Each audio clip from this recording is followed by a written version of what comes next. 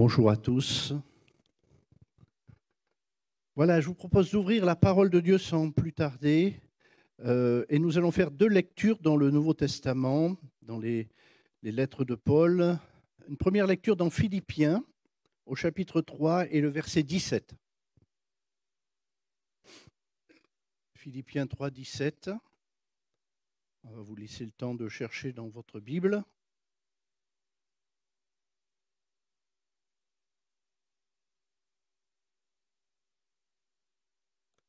Philippiens chapitre 3, verset 17.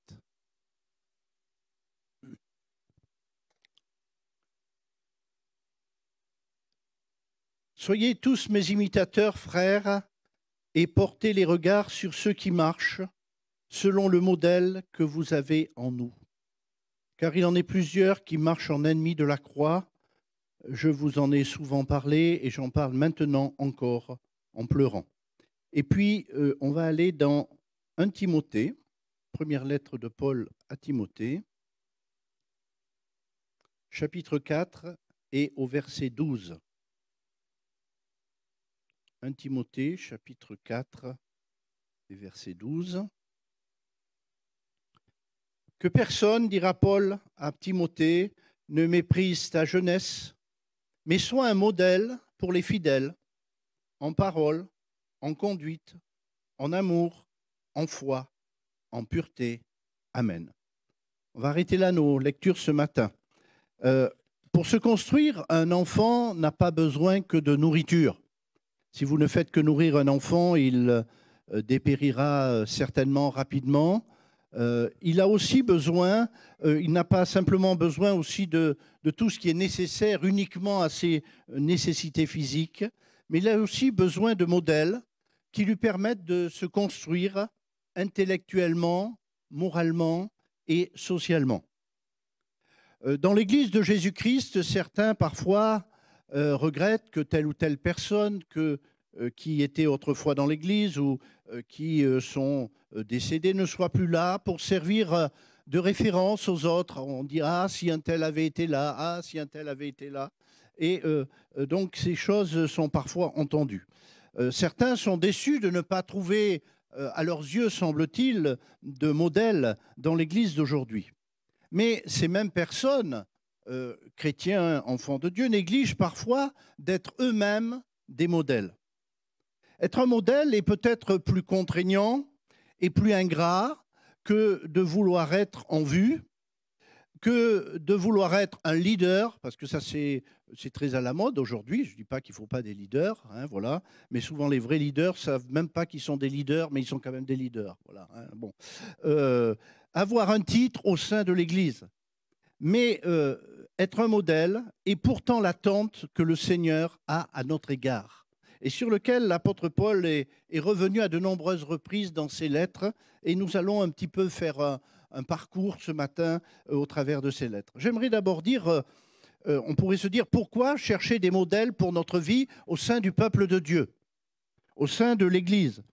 Eh bien, parce que l'Église de Jésus-Christ est constituée de rachetés, de gens nés de nouveau, citoyens du ciel. Je ne parle pas simplement des gens qui se réunissent dans un lieu le dimanche matin ou 2 ou 3 fois dans la semaine.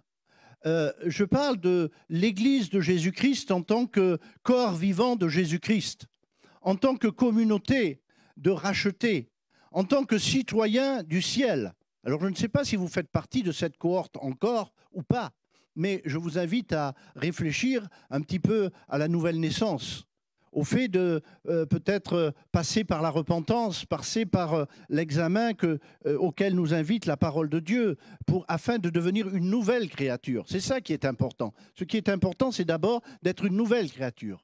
Et c'est à ce titre-là que Paul va s'adresser aux églises et aux personnes en tant que personnes rachetées. Et lorsque nous entrons dans cette vie nouvelle, alors nous sommes appelés à d'autres façons de vivre. Nous ne devons plus vivre comme vit le monde. Le citoyen du ciel, le racheté, a une autre façon d'appréhender ou doit avoir une autre façon de vivre, une autre façon d'être, une autre façon de croire, une autre façon d'espérer. Et ces choses-là, nous ne pouvons les trouver que dans l'Église exclusivement. Où est-ce que vous trouvez des gens nés de nouveau? Alors bien sûr, parfois on peut rencontrer un chrétien dans la semaine, saluer en disant ah, bonjour, comment tu vas? Ah, c'est vrai, on s'est rencontrés à l'église dimanche, on s'est vus et on est parfois heureux de se croiser de cette manière-là. Enfin, il faut l'espérer. Trouver un endroit où vont se développer des modèles à imiter pour être ce que Jésus-Christ veut que nous soyons, il n'y a que dans l'Église que nous le trouverons. Nous ne le trouverons pas dans la société, dans une société qui s'éloigne de plus en plus des modèles évangéliques, enfin, dans le sens de modèles inspirés par la parole de Dieu et inspirés par Dieu. Vous savez que les modèles du monde aujourd'hui, eh bien, s'éloignent de plus en plus. Les modèles visuels, de comportement, d'attitude, de choix, de valeurs, même les modèles, j'allais dire, les schémas intellectuels et culturels sont de plus en plus divergents par rapport à ce que la parole de Dieu nous enseigne. Non pas que nous rejetions toute chose, mais nous pensons que le plus excellent ne se trouve pas dans la pensée du monde ou dans les pensées du monde, parce qu'il n'y en a pas qu'une seule, hein, chacun a un peu la sienne, mais dans la parole de Dieu, dans la volonté de Dieu, dans ce que le Seigneur nous a révélé, et que c'est là ce qu'il y a de plus excellent pour notre vie. Quand vous faites la comparaison entre ce qui est dans le monde et ce qui est dans la parole de Dieu, est-ce que vous dites « Ah ouais, mais ça serait pas mal parce que c'est bien présenté ». Des fois, le monde s'est bien présenté, ces affaires. Hein, disant « Voilà, ouais, mais tu vois, tu devrais faire de la méditation transcendantale ». Enfin, je vous cite quelques exemples. On voit comme ça. « Ah ouais, mais tu devrais… » Et des fois, il y a une telle présentation qu'on se laisse attraper. Vous savez, comme un produit qui est bien présenté, vous ouvrez le paquet, il y a un emballage, 2 emballages, 3 emballages, 4 emballages, et à la fin, vous avez une bricole qui, une fois que vous l'avez utilisée une fois, il ne vous sert plus à rien. Bon, eh bien le monde, j'allais dire parfois, assez souvent, c'est un petit peu ça quand on va au fond, du fond. Mais la parole de Dieu, eh bien je crois à sa supériorité et je crois à son efficacité. L'Église doit être un lieu et est un lieu de pédagogie et de transmission. Vous savez que le Seigneur a assigné plusieurs tâches à son Église. L'adoration, l'évangélisation, mais il est une tâche aussi importante que toutes ces autres tâches, c'est l'édification des croyants, l'instruction de ceux qui ont été rachetés. Et cela se fait sous 2 aspects. Un premier aspect, c'est l'aspect de l'enseignement et de la transmission de la saine doctrine. Nous n'avons pas à inventer de nouvelles doctrines. La parole de Dieu, elle contient toutes les doctrines utiles et nécessaires pour connaître Dieu et pour se connaître soi-même. La saine doctrine, elle est dans la parole de Dieu. Elle est à la fois saine et elle est à la fois sainte. Saine doctrine, le saint enseignement. L'apôtre Paul, dans Éphésiens 2:20, parle de ce repère qui est le fondement des apôtres et des prophètes, Jésus lui-même étant la pierre angulaire. Voilà les bases qui sont posées, et qui sont posées, j'allais dire, de manière pérenne, de manière éternelle, de manière durable. Il n'y a pas d'autre fondement à trouver. Oui, parfois l'Église a besoin de se réinterroger sur sa doctrine pour la réaffirmer en face des attaques qu'elle peut subir, en face des attaques que la grâce peut subir, en face des attaques que la rédemption peut subir, où des gens disent, ben, bon, vous voyez, si on est des gens gentils, bons dans le monde, qu'on est tolérant avec tout le monde, finalement, est-ce qu'on a vraiment besoin de Jésus? Est-ce que vraiment ce que ces jeunes filles ont chanté ce matin, est-ce que c'est vraiment vrai qu'on est des pécheurs et qu'on a besoin d'être rachetés, que Jésus a été attaché à la croix pour nous? C'est peut-être pas nécessaire de croire ces choses-là, peut-être pas utile de le croire de cette manière-là. Jésus a été attaché à la croix, c'est une erreur judiciaire de son temps, mais ça s'arrête là. Non, Jésus a été attaché à la croix pour mes péchés et pour les vôtres. Et dans ce monde, il n'y a rien d'autre que des pécheurs. Les uns sauvés par grâce, les autres en espérant qu'ils puissent saisir cette grâce de la part du Seigneur. Et nous sommes tous là. Alors bien sûr, ça c'est, j'allais dire, c'est un discours que vous n'entendrez pas forcément dans une émission télévisuelle, hein, ça va pas, ça fait pas recette. Hein. Là, l'audimat, il monte pas quand si on parle comme ça. Donc voilà, c'est irrecevable. Et puis bon, quand même. Hein, on a évolué. Oh, c'était bon pour les gens d'autrefois, qui étaient tous des barbares et des sauvages et qui ne comprenaient rien à la civilisation. Mais heureusement, nous sommes parvenus à un autre stade aujourd'hui. Hein. J'allais dire gloire à Dieu, non pas gloire à Dieu, mais enfin bon, voilà. Hein. L'Église est un lieu d'enseignement et de transmission. Ce que nous transmettons, ce que l'Église transmet comme enseignement, c'est un enseignement qu'elle a reçu. Il y a une, j'allais employer un mot, une tradition, mais dans le bon sens du terme, c'est-à-dire dans le sens de transmission, parce que c'est ça ce que ça veut dire au début. Le problème, c'est qu'après, on a gardé l'extérieur, le mauvais extérieur, les emballages, mais on a jeté ce qu'il y avait dedans. Hein, très souvent ça, le problème de la tradition, c'est qu'elle a gardé l'emballage, ou les emballages, elle a changé les emballages, et puis elle a jeté ce qui était à l'intérieur, les fondements, les enseignements sûrs. Mais il y a une transmission qui est nécessaire. Nul ne peut dire, oh oui, maintenant on est une nouvelle génération, les doctrines d'autrefois, on n'en a plus besoin. Eh bien, vous pouvez, mais à ce moment-là, ne vous dites pas chrétien. Ne vous donnez pas la définition de personne née de nouveau, d'enfant de Dieu. À ce moment-là, vous avez le droit, chacun a le droit de faire ce qu'il veut, mais pas dans le cadre de l'Église et de la parole de Dieu. Mais l'Église, c'est aussi un lieu, j'allais dire, de transmission d'autres choses, un lieu d'apprentissage de la vie de disciple. Comment pratiquer la vie de disciple? Et Jésus, dans Matthieu 28, a dit, en laissant ses disciples sur la terre pour eh bien, achever la tâche, transmettre ce message de la bonne nouvelle, enseignez-leur à pratiquer tout ce que je vous ai dit. Enseignez-leur à observer. Et donc c'est aussi le rôle de l'Église, ce rôle non seulement d'instruire de manière verbale, de manière construite dans la saine doctrine, mais aussi d'instruire sur des bons modèles, de transmettre des bons modèles à ceux qui viennent. Ensuite, on transmet des enseignements, mais on transmet aussi des modèles. C'est le rôle de l'Église et il doit le rester de manière jusqu'à la fin des temps. Prenons garde à cette idée très contemporaine de la postmodernité, cette idée de déconstruction qui rejette toute idée de transmission. C'est-à-dire, oui, ben ça c'était autrefois, donc maintenant on n'en a plus besoin, qui est très, très compliqué. Parfois, je ne sais pas si vous avez des gens qui sont des fois en apprentissage et qui disent « Oui, mais ça, c'est comme ça que vous faisiez, vous, à votre époque, mais nous, on va faire autrement. » Alors ça c'est compliqué parce que si vous apprenez à quelqu'un à faire le forgeron et qui ne connaît pas les gestes, etc., il ne va pas les réinventer. Hein, on ne va pas réinventer la roue à chaque fois.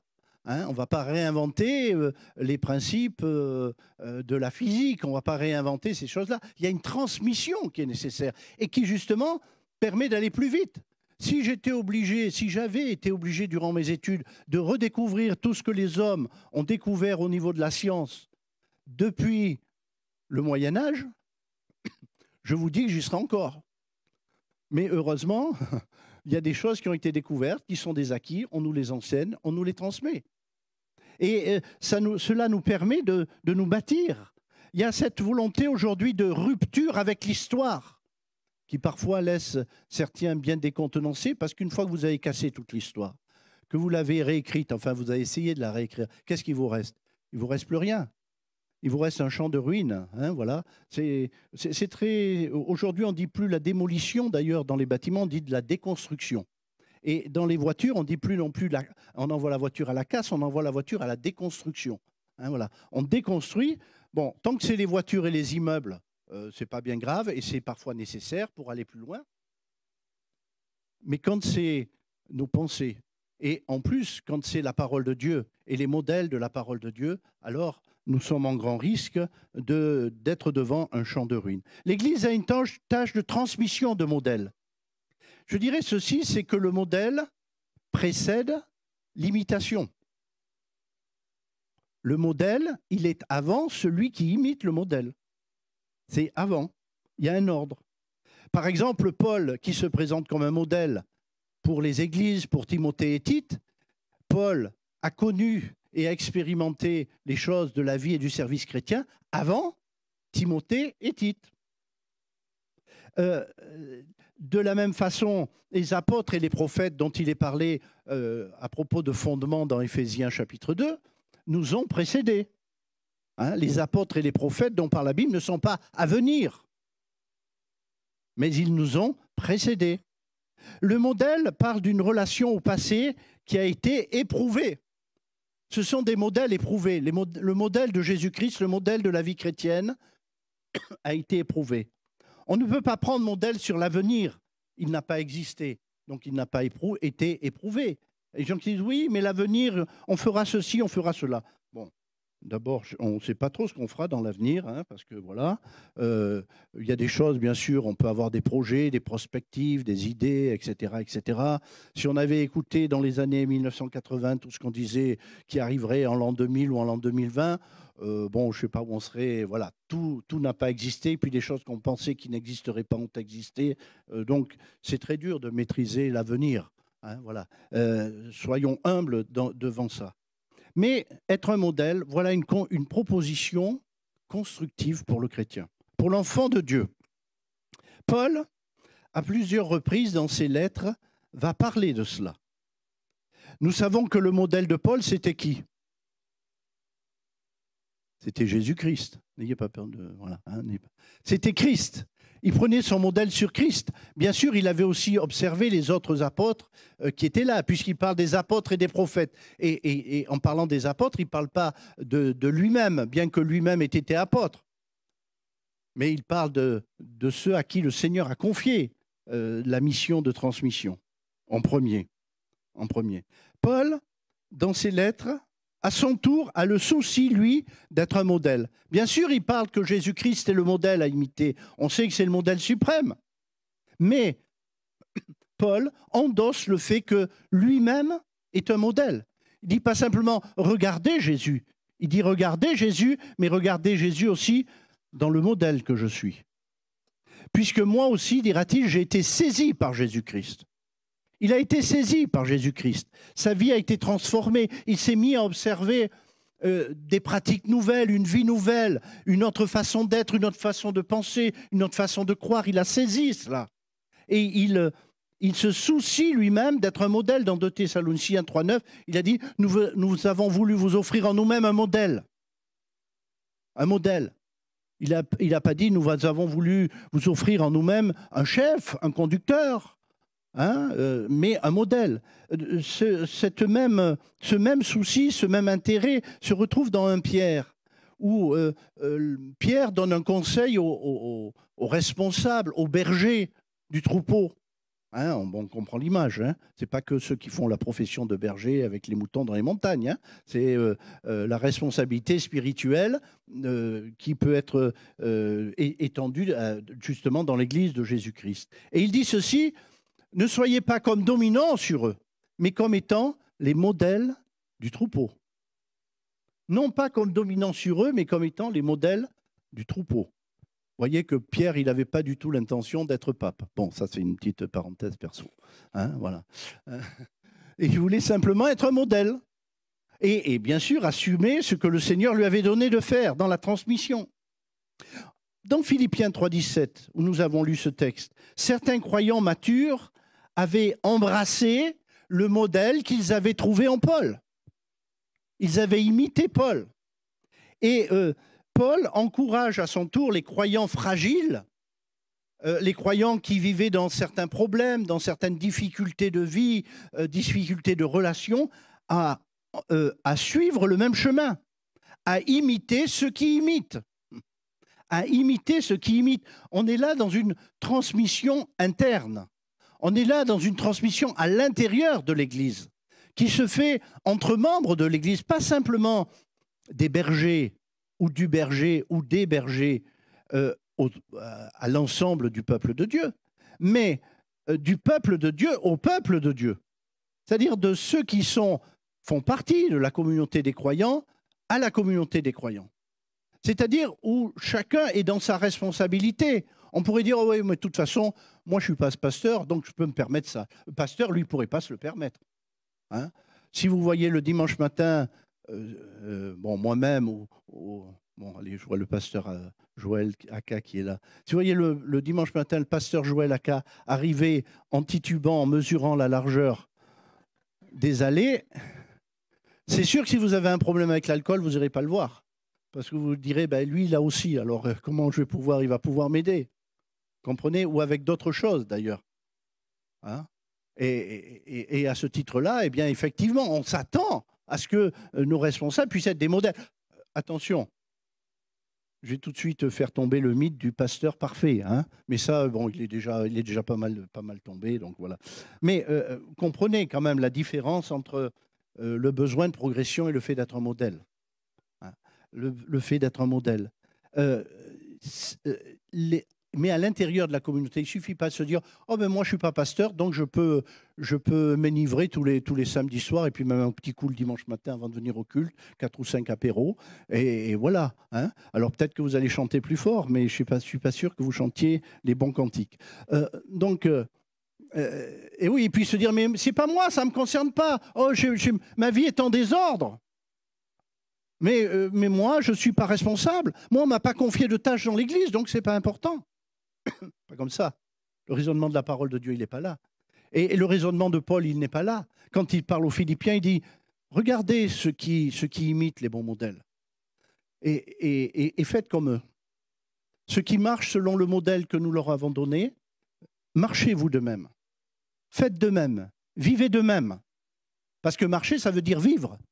Ça veut dire, ça parle de notre attitude. On en reparlera tout à l'heure. Il encourage les croyants à suivre ce chemin. Et Paul va même faire l'éloge de croyants et d'églises entières devenus des modèles pour les autres, et des autres, voire même les autres églises. Dans 1 Thessaloniciens 1,7, il parle de cette église et de ces croyants de Thessalonique il dira qu'ils sont un modèle pour les croyants de la Macédoine et de l'Achaïe, c'est-à-dire de toutes les d'autres régions, hein, où n'était pas Thessalonique, hein. Thessalonique n'était ni en Macédoine ni en Achaïe, et où justement ils sont devenus les modèles, non seulement pour les autres individus, mais même pour les autres églises. Vous voyez un petit peu. Alors, je ne dirais pas qu'il y ait d'églises parfaitement modèles. Sinon, Paul n'aurait pas eu besoin d'écrire aux Thessaloniciens s'ils avaient été aussi parfaits que ça. Il y avait un peu des choses encore à faire grandir. Mais quand même, eh bien, leur foi était un modèle pour les autres croyants. Et Paul souligne cela. Et puis enfin, Paul encourage Timothée et Tite, donc ces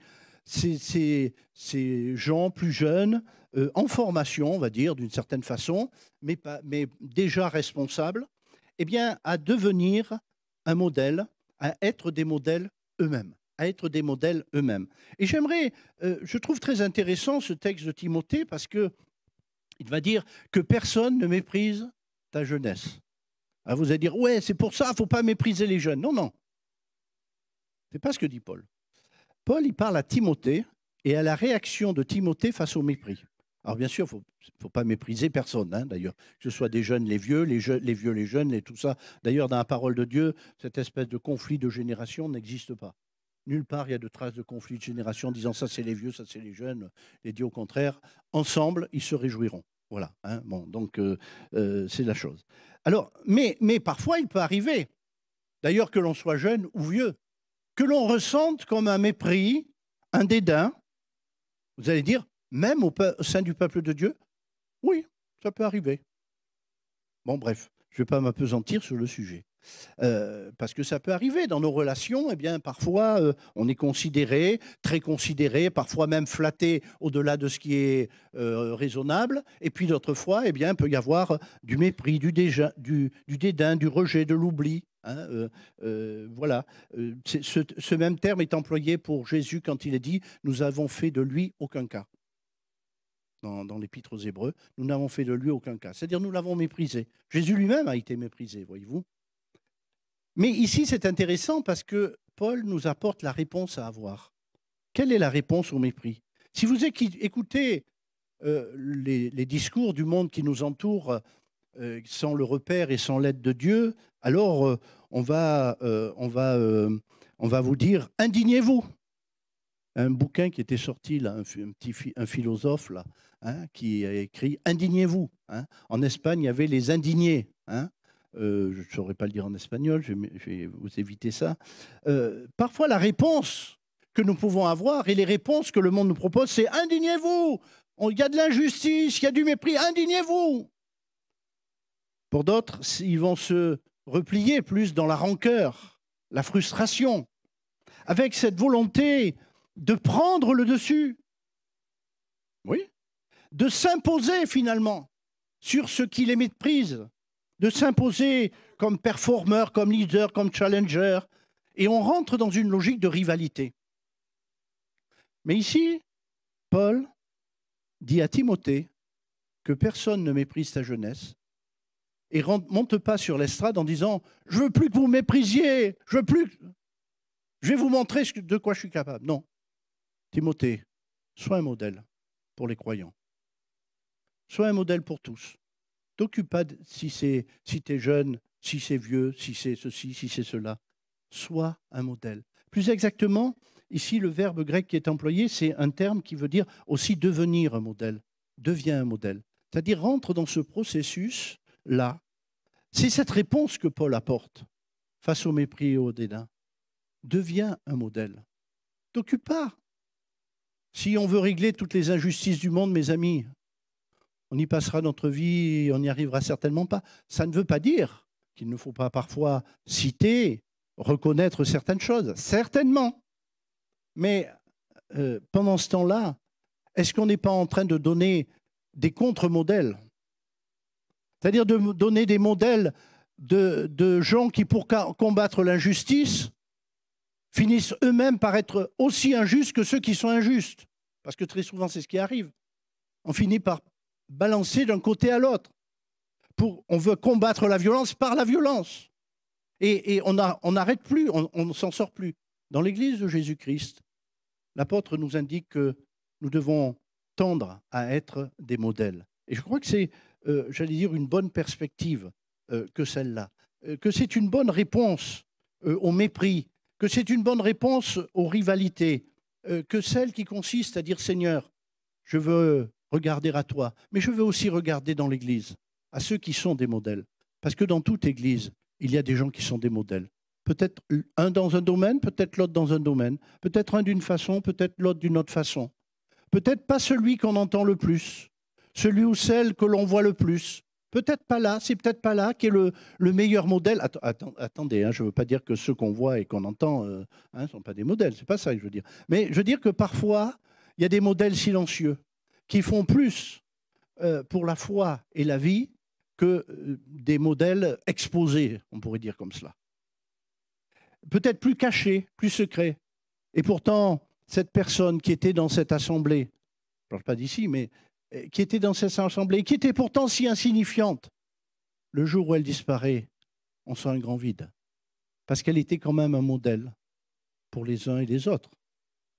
Quand on avait un besoin, on pensait comment cette personne pouvait répondre. Comment, face à une difficulté, on se disait, mais tiens, la sœur une telle, elle est aussi passée par telle difficulté, et puis on a reçu son témoignage. Comment elle a vécu, et pourtant elle est encore là, au milieu de l'assemblée. Vous voyez, ce témoignage silencieux qui vient par le fait d'être des modèles, les uns et les autres. Et nous sommes tous appelés à l'être.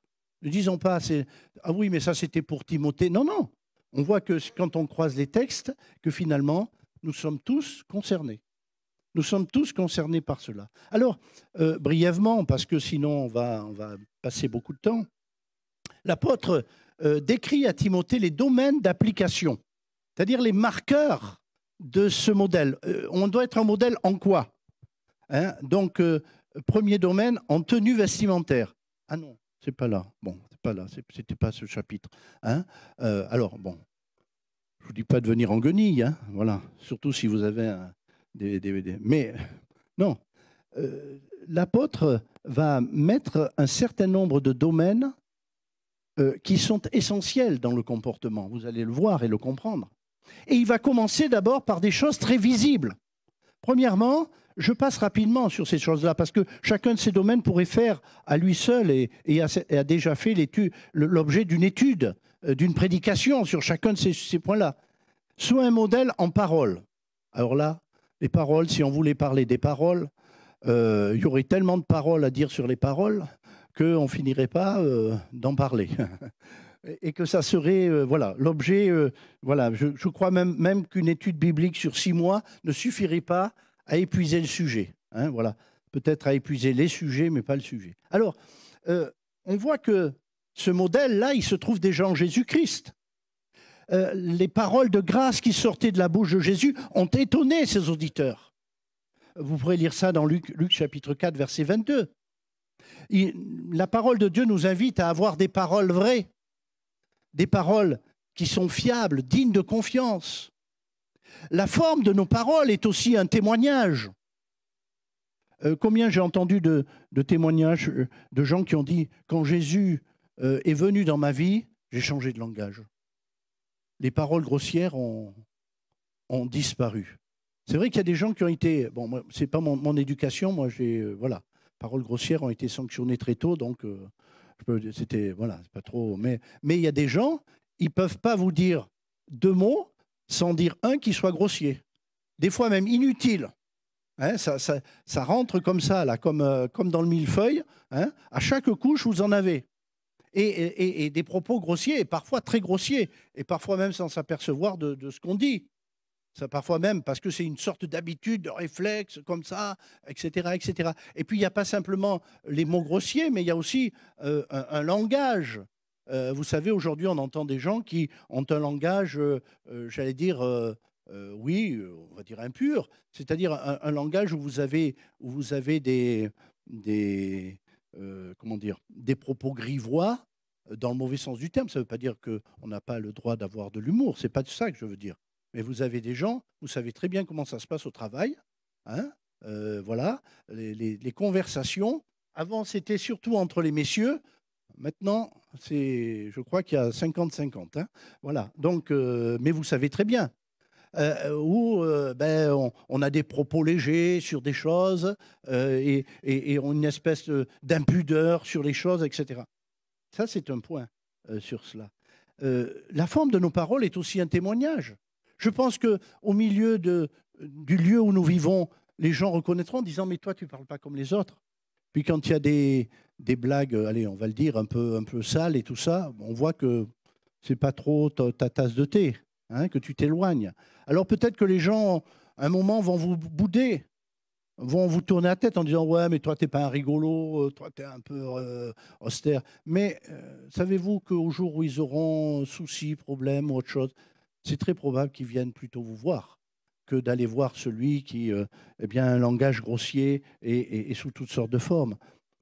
Éphésiens 4, 29, qui ne sorte de votre bouche aucune parole mauvaise. Il y a aussi ça, l'utilisation de nos paroles pour tuer, pour blesser. Alors, il peut arriver que parfois nos paroles blessent. Hein, il ne s'agit pas d'avoir une espèce de langage édulcoré et puis superficiel, non.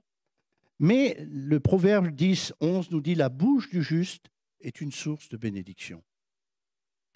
Vous lirez, hein, Jacques parle beaucoup de la bouche, Proverbe parle beaucoup de la bouche. Je vous donne des conseils de lecture comme ça pour que vous alliez voir un petit peu. Et vous dites, tiens, j'ai besoin d'apprendre un petit peu ce que la Bible dit sur la bouche. Allez voir Jacques et allez voir les Proverbes.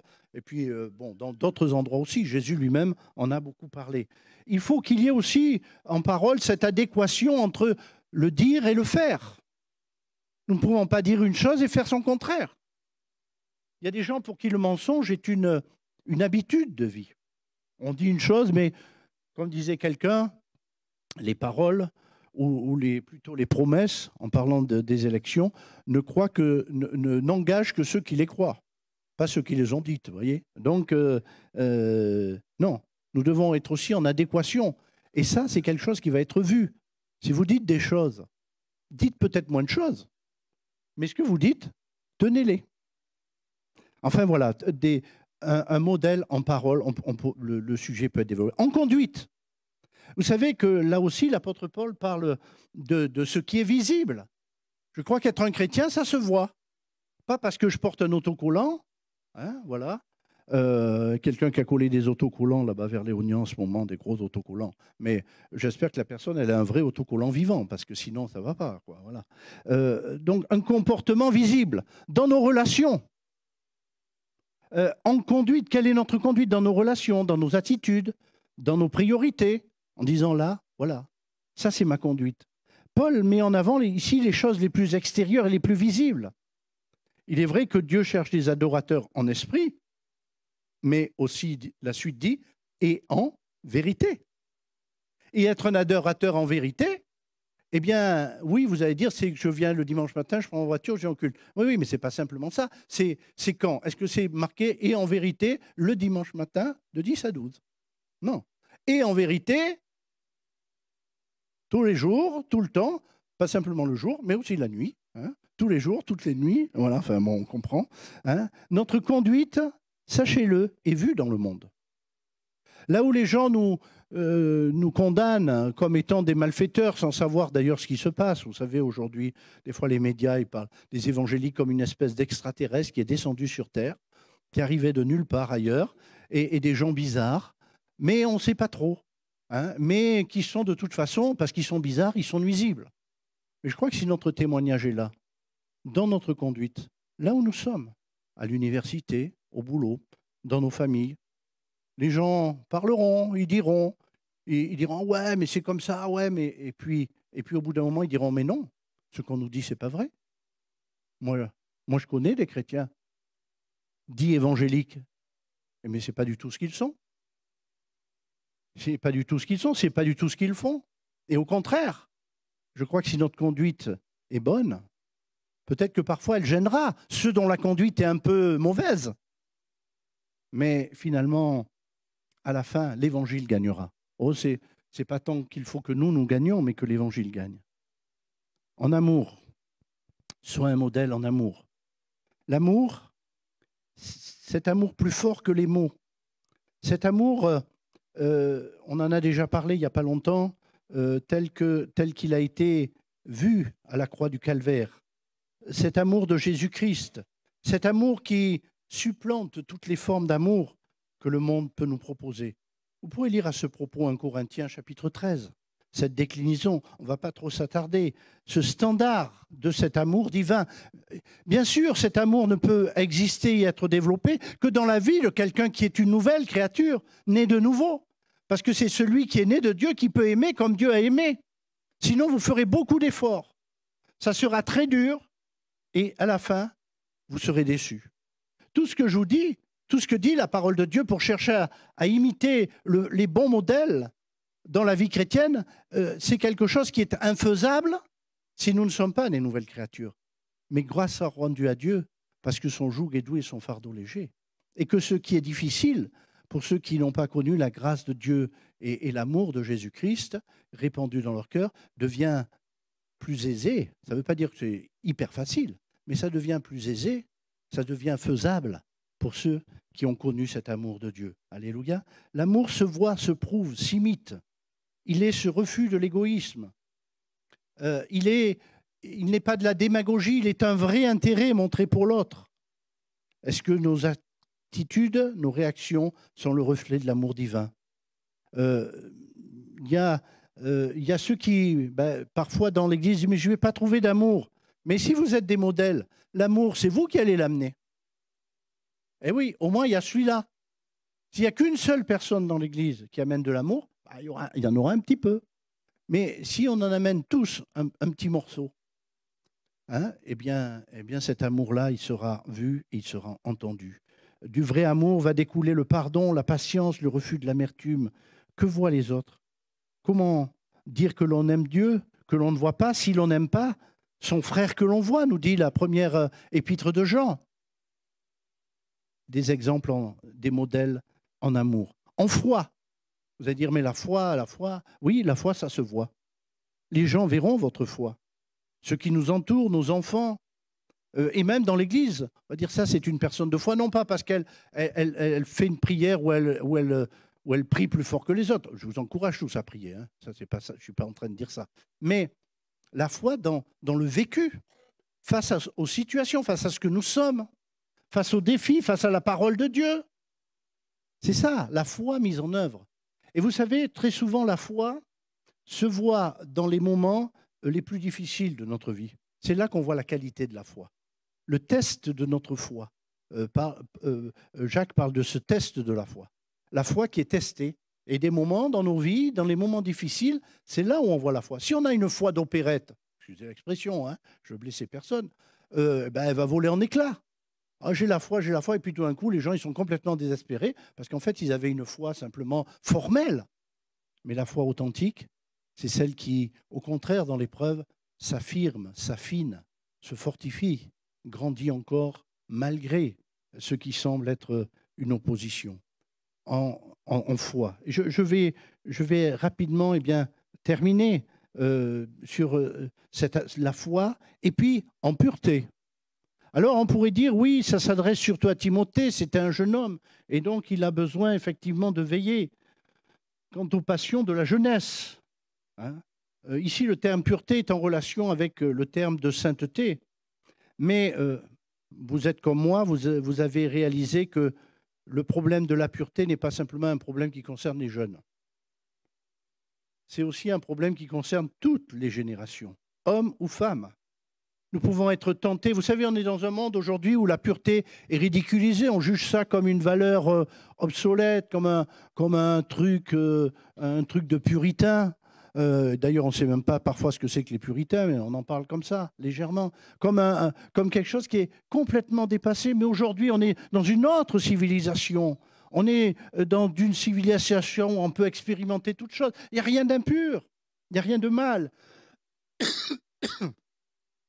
La pureté de notre conduite commence d'abord par celle du cœur. Cultivons d'abord des pensées pures. Philippiens 4,8, il nous est dit que tout ce qui est pur soit l'objet de vos pensées. La pureté ou l'impureté commence déjà dans la culture de nos pensées, dans la façon dont nous nourrissons nos pensées, les lectures, les choses que nous visionnons, etc. Alors oui, mais si, parce que ce que nous voyons, ce que nous entendons, produit en nous des effets, même le plus saint du monde. C'est pour ça qu'on a pensé qu'en s'enfermant dans un monastère, certains s'extrairaient. Seulement, l'expérience n'a pas forcément donné tous les résultats escomptés. Mais cultivons ces pensées pures. Job, au chapitre 31, disait ceci, « J'avais fait un pacte avec mes yeux. » Le pacte de la pureté. Il y a des choses que je regarde, il y a des choses que je ne regarde pas. Je fais ce tri-là, afin que mes pensées soient gardées le plus pures possible. Oh, nous ne sommes pas dans le monde des anges. Nous savons que ce monde influence, que nous sommes des hommes, qu'il y a la chair qui titille, toutes ces choses-là.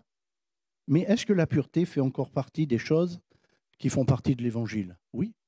Je crois que le chrétien est appelé à avoir une conduite pure. Alors on ne va pas développer tout ce que ça veut dire, tout ce que ça veut dire, mais je crois que c'est un défi. Alors c'est un défi peut-être plus pour les jeunes, sous certains aspects. C'est-à-dire, c'est le moment où monte la découverte du monde, des tentations nouvelles qu'on découvre, un peu toutes ces choses-là. La nature, j'allais dire, dynamique et spontanée de la jeunesse fait qu'il y a à ce moment-là une veille plus particulière. Mais vous savez, on ne va pas faire de sondage, mais les choses aujourd'hui qui passent au niveau de la télé, des choses comme ça, c'est plus caché après pour certains. Mais tous sont concernés. Veillez, se préserver, fuir, ce que celui qui est debout prenne garde de tomber. Le but, je termine sur ça, de devenir des modèles, c'est de voir Christ en nous. Non pas de nous montrer à nous-mêmes, non pas de nous enorgueillir en disant, voyez, nous sommes les modèles. Voyez, nous sommes les parfaits, nous sommes ceux qui sommes une référence. D'ailleurs, quelqu'un qui se cite en référence, souvent, ce n'est pas une référence. Parce que si quelqu'un a une référence, il n'a pas besoin de se citer en référence. C'est vrai, les produits qui ont beaucoup de succès, ils n'ont quasiment pas besoin de faire de pub. Mais les produits qui n'ont pas de succès, alors là, faut faire de la pub. Donc, ce n'est pas celui qui se vante le plus, voilà, vous savez très bien cela. Et surtout, en ce qui concerne la vie, la foi, la conduite du chrétien. Le but du modèle, c'est de voir Christ, finalement. Christ en nous, l'espérance de la gloire. Montrer qu'en Christ, la vie de victoire. La vie est plus belle. Vous connaissez, bon bref, plus belle la vie, mais la vie plus belle, elle est avec Jésus-Christ. Elle est en Jésus-Christ. Amen. Elle est en Jésus-Christ. Elle n'est pas ailleurs. Elle n'est pas ailleurs. Les autres, c'est la vie plus belle et la vie poubelle. Voilà, des fois, ça se conjugue presque. Mais la plus belle vie que Dieu ait pu proposer au monde, c'est celle qu'il nous propose au travers de Jésus-Christ. Et au travers de ces modèles, qu'ont été les apôtres, qu'ont été les prophètes, que la parole de Dieu nous montre, nous enseigne, sur lesquels elle dirige nos regards aujourd'hui encore, on va rendre grâce au Seigneur. Seigneur, fais que je sois non seulement quelqu'un qui ait de la foi, mais quelqu'un qui soit un modèle pour mes frères et sœurs dans l'Église de Jésus-Christ, pour les uns et les autres, Seigneur, quelle que soit d'ailleurs la génération, Seigneur, nous voulons, Seigneur, entendre cette parole, Seigneur. Sois un modèle, sois un modèle. Et Seigneur, nous te prions aussi que nous soyons des modèles dans ce monde. Des modèles, mais des modèles pris en toi, pris dans l'Évangile, pris dans l'Église de Jésus-Christ, Seigneur, afin que ainsi nous puissions refléter Jésus-Christ et que d'autres encore aient envie de, eux aussi, marcher sur cette voie, marcher sur ce chemin et à leur tour se laisser enseigner afin d'observer ce que tu nous as prescrit.